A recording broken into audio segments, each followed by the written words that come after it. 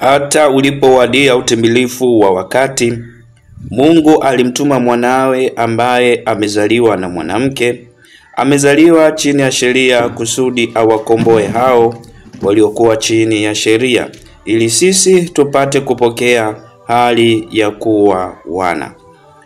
Rejea waraka wa Mtume Paulo kwa Wagalatia sura ya 4 aya ya 4 mpaka aya ya 5.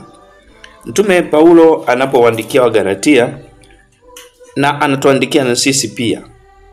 Sehemu ya neno ambayo tumeisikia, maneno hayo yanatoa mlinganisho ama yanaoanisha tumaini la wana wa Israeli la kumgoja Masia. Ndipo anaposema hata utimilifu wa wakati ulipowadia utimilifu wa wakati. Maana ule muda sahihi wa Mungu ulipofika, Masiha aliwajia watu na kuwakomboa. Kumbe tunagundua safari ya majilio ni ya muda mrefu. Wana wa Israeli walimsubiri Masiha. Nitumie muda huu kwa dakika chache kuonesha ni kwa namna gani hawa Wayahudi walivyokuwa na matumaini makubwa kwa Masiha. Je, Wayahudi ama Waisraeli walijiandaaje kumpokea Masiha? Wayahudi waliishi karne nyingi wakitazamia ujio wa Masiha, yaani Kristo. Na maandiko yanaonesha namna walivyojiandaa kwa tukio hilo. Hebu tuangalie kwa kina hatua kwa hatua. Ahadi ya Mungu toka Agano la Kale. Maandiko matakatifu ndio yaliweka msingi wa matumaini ya kuja kwa Masiha. Mwenyezi Mungu aliwaahidi Waisraeli kupitia manabii kwamba atakaye waokoa na kujenga ufalme wa haki.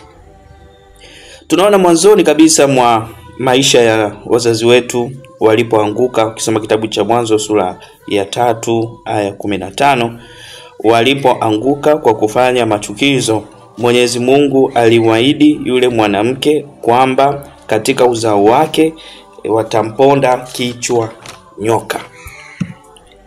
Tunaona ahadi hiyo ikiendelea pia hata kwa watoto wa Yakobo.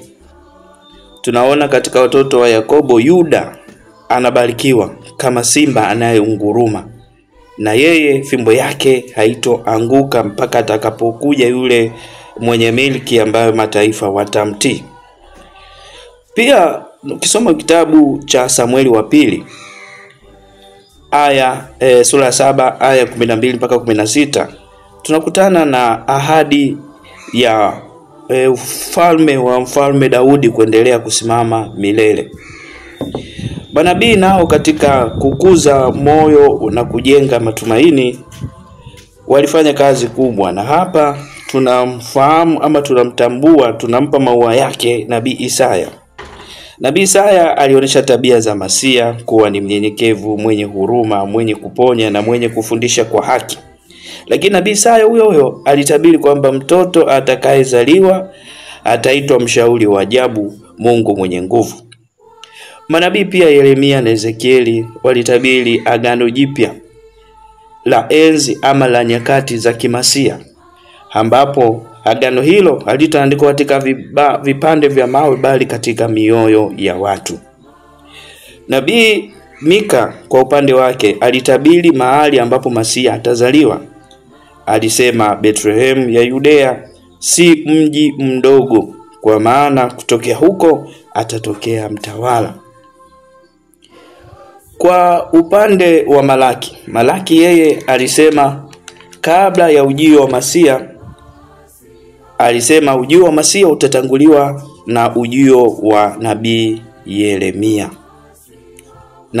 Elia.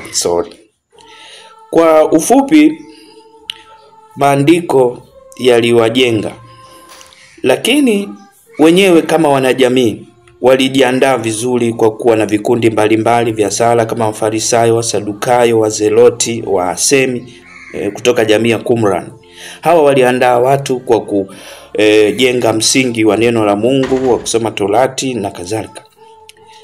Na kazi kubwa ambayo tuwezi kuisahau ni ile ambayo ilifanya Yohane Mbatizaji kabla ya ujio